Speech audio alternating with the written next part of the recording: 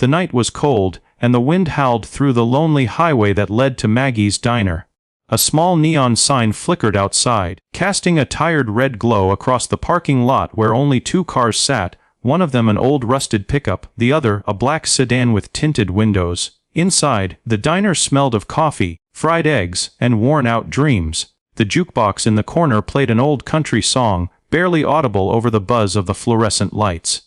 Behind the counter stood Sarah, the only waitress on the night shift, her hands trembling slightly as she wiped down the counter for what felt like the 100th time that night. Sarah was 24, but life had aged her faster. 2 jobs, 1 small apartment, and a mountain of medical bills for her little brother, Ely, who was sick back home. She smiled at every customer, not because she wanted to, but because she had to. Tips meant medicine, and medicine meant hope. It was just past midnight when the diner's door swung open with a loud clang. 3 men walked in, loud, laughing, and already half drunk. Their boots stomped against the tiled floor, and their presence seemed to suck the warmth out of the room. They wore leather jackets with no patch, their faces rough and mean. The tallest one, with a jagged scar down his cheek, threw himself onto a stool at the counter and grinned at Sarah. "Hey, sweetheart," he drawled. "Why don't you bring us a round of coffee and maybe something sweet, like yourself?" His buddies laughed, slapping the counter and hollering. Sarah forced a polite smile. "Sure thing, coffee coming right up." As she turned to grab the pot, one of the men whistled. "Hey, we said sweet, didn't we? How about a smile, baby?" Sarah kept her back to them, breathing through her nose, her heart pounding. She'd seen men like this before. The kind who thought kindness was an invitation. She brought the coffee to their table, setting down the cups carefully. But before she could step away, the scarred man grabbed her wrist. Hard. "Where do you think you're going? Huh? You ain't too friendly, are ya?" Sarah's voice shook. "Please let go. I just need to get your food." The diner fell silent. Even the jukebox seemed to pause. "Serve us, Btch," he hissed, his voice dripping with venom. "You work here, right? Then act like it." Sarah's breath hitched.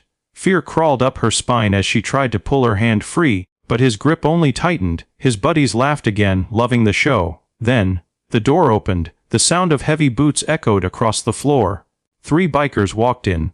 Leather vests, tattoos, and the unmistakable rumble of confidence that filled the air before they even spoke. Their jackets bore the emblem of a silver phoenix with the words, "Iron Hearts MC," stitched beneath. The tallest one, Mason, had a beard streaked with gray and eyes that burned steady and calm. Beside him Reaper, a broad man with arms like tree trunks, and Tess, the only woman among them, sharp-eyed, calm, and fearless. They were regulars. Sarah knew them. They always came after midnight runs, polite, quiet, and protective in a way that made her feel safe without knowing why. The tension in the room was thick. Mason noticed it instantly. The way Sarah's wrist was trapped, the fear in her eyes, the smirk on the scarred man's face. He didn't speak right away. He just walked closer, slow and deliberate, until he stood behind the thug's stool. "Let her go," Mason said, his voice low but commanding. It wasn't a threat, it was a promise. The man turned around, sneering. "Oh yeah, and who the hell are you supposed to be?" Mason tilted his head slightly. "Someone you don't want to mess with." The diner went dead silent again. The other customers, 2 truckers and an old couple, watched in anxious silence. The thug smirked, letting go of Sarah's wrist. "Relax, man. We were just having some fun." Mason's jaw clenched. "Does that look like fun to you?" His voice was calm, but each word cut like a blade. Sarah rubbed her wrist, backing away, her eyes welling up. Tess stepped behind the counter and gently guided her toward the kitchen. "You're okay now, sweetheart," she whispered. "Go take a breather." The air shifted. Reaper moved closer, his massive frame blocking the exit as Mason leaned in over the thug's shoulder. "Now," Mason said quietly, "you're gonna finish your coffee, leave a decent tip, and walk out that door like gentlemen.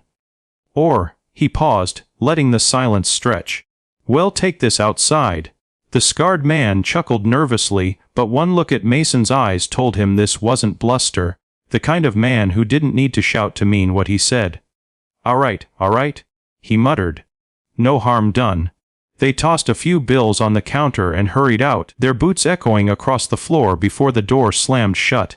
When the noise faded, Sarah returned from the kitchen, eyes red from tears. "Thank you," she said softly. "You didn't have to do that." Mason looked at her and smiled gently. "Yeah, we did." She tried to smile back but broke into a sob instead. I'm so tired," she whispered. "Every night it's something like this. Men who think they can do whatever they want. I'm just trying to survive." Tess walked around the counter, wrapping an arm around her shoulders. "You shouldn't have to be brave just to do your job, honey." Reaper nodded solemnly. "You ever get scared, you call the Iron Hearts. We'll make sure this place stays safe." Sarah looked at them. These rough, intimidating bikers who carried more kindness in their hearts than most men she'd ever met. Something inside her broke, but in the best way. She wasn't alone anymore. Over the next few weeks, the story spread. The locals heard about what happened that night. People started coming back to Maggie's diner. Truckers, travelers, even families. Everyone wanted to support the waitress who stood her ground. The Iron Hearts made it a habit to stop by every night, filling the diner with laughter and warmth. They brought Sarah's brother medicine when he needed it, helped fix her broken car, and when the diner's roof started leaking, they repaired it for free.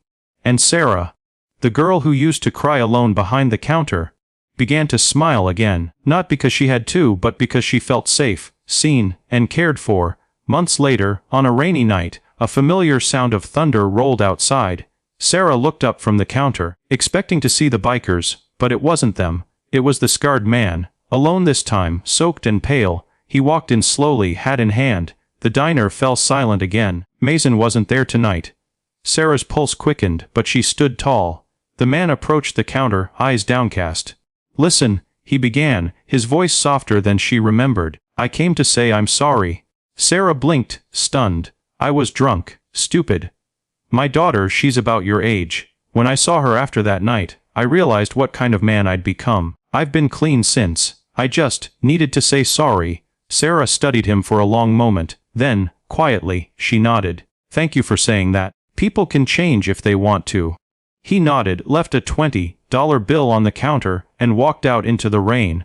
That night, as Sarah wiped the counter for the last time, she looked at the Iron Hearts MC sticker Mason had left by the register. It wasn't just a logo, it was a reminder that good people exist, that strength and kindness can walk hand in hand. She whispered softly, smiling to herself, "Be kind always, even when it's hard. No matter how cruel the world can be, kindness and courage still win in the end. And sometimes, the people who look the toughest have the gentlest hearts." Share your thoughts in the comments. I read every single one. If this story touched your heart, don't forget to like, subscribe, and share this video to spread kindness and courage. This is your friend from Be Kind Always, reminding you that no act of kindness is ever wasted. See you in the next story. Stay strong and stay kind.